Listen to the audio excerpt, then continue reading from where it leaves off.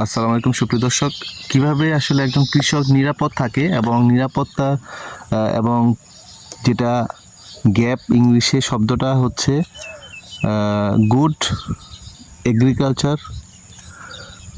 Practice, বিশেষ উত্তম কৃষি চর্চা, কিভাবে একজন কৃষক নিজের নিরাপত্তা এবং নিরাপদ সবজি বিষমুক্ত এবং জৈব বালাইনাশক দিয়ে এসব ঢেঁড়সগুলো চাষ করছেন এবং এটার বিস্তারিত আজকে আপনি দেখানোর চেষ্টা করবো। ফারুক ভাই কেমন আছেন? ভালো আছি ভাই। তো কতটুকু ঢেঁড়স চাষ করছেন এখানে? এখানে হলো মোট 30 শতক জায়গা। 30 শতক। মোটামুটি কি শুরুতে না কিরকম অবস্থা, না মাঝামাঝি? কয় মাস ধরে মোটামুটি ফলন পাচ্ছেন? আজকে 2 মাস হলো। 2 মাস না? 30 শতক জায়গা না? তো এই পর্যন্ত মোটামুটি কেমন ফলন হয়েছে বা কিরকম দামে বিক্রি করতেছেন? হ্যাঁ ভালো। ভালো। প্রায় গতকাল পরশুদিন পারছিলেন মনে হয়? কতগুলো পারছেন এটা থেকে? 30 শতক জায়গা থেকে 55 কেজি। 55 কেজি। কত করে বিক্রি করছেন? 40 টাকা। 40 টাকা। এরকম মনের মধ্যে সাবার বাজারে বিক্রি করছেন? আচ্ছা।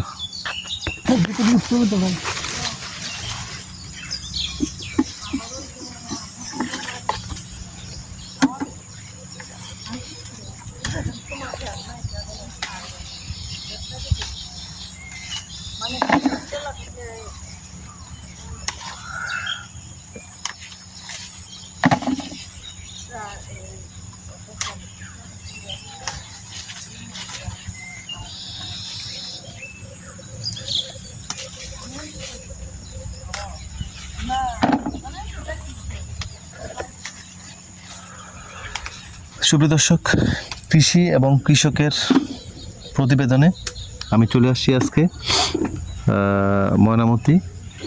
বিশেষ করে যারা কৃষি পণ্য উৎপাদন, কৃষি বিপণন এবং যারা এইসব আমরা শাকসবজি প্রতিনিয়ত খাচ্ছি, আসলে কৃষকরা কতটা সুস্থ, কতটা নিরাপদ এবং কৃষকের নিরাপত্তা রয়েছে কি না, এবং তারা জৈব সার ব্যবহার কতটা করতেছে না রাসায়নিক সার বেশি ব্যবহার করতেছে, এইসব সচেতনতামূলক প্রতিবেদন আমি করে থাকি।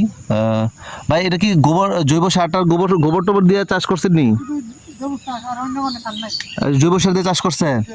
আচ্ছা, চমৎকার। সুপ্রিয় দর্শক, আসলে আমরা যে প্রতিনিয়ত বিভিন্ন শাকসবজি যেমন ঢেঁড়স, তারপরে আলু, কুমড়া,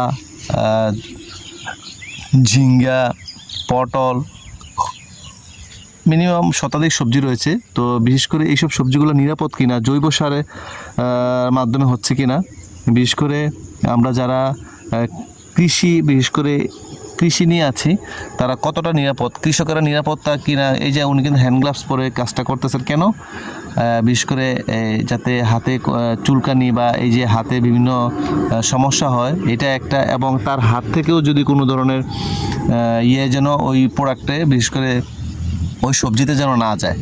তো যারা আমরা চাষ করছি তারা নিরাপদ সবজি চাষ করার চেষ্টা করছি, এবং যারা এই বিশেষ করে ভোক্তা তারাও যেন নিরাপদ সবজিটা পায়, একদম ফ্রেশ অর্গানিক ভেজিটেবলটা যেন পায়, সেই উদ্দেশ্য কিন্তু তাদের এই যে গ্যাপ হচ্ছে কি, মানে আধুনিক পদ্ধতিতে অল্প পরিসরে এবং একটা নিরাপদ সবজি, বিষমুক্ত সবজি, হ্যাঁ, বিষমুক্ত সবজি চাষ করা। আমরা যে সবজিটা নিচ্ছি এটা যদি বিষ যুক্ত হয় তাহলে সেই বিষযুক্ত সবজি খেয়ে কিন্তু আমাদের আসলে স্বাস্থ্যের ক্ষতি, বিভিন্ন রোগবালাই উপদ্রব বেড়ে যাবে।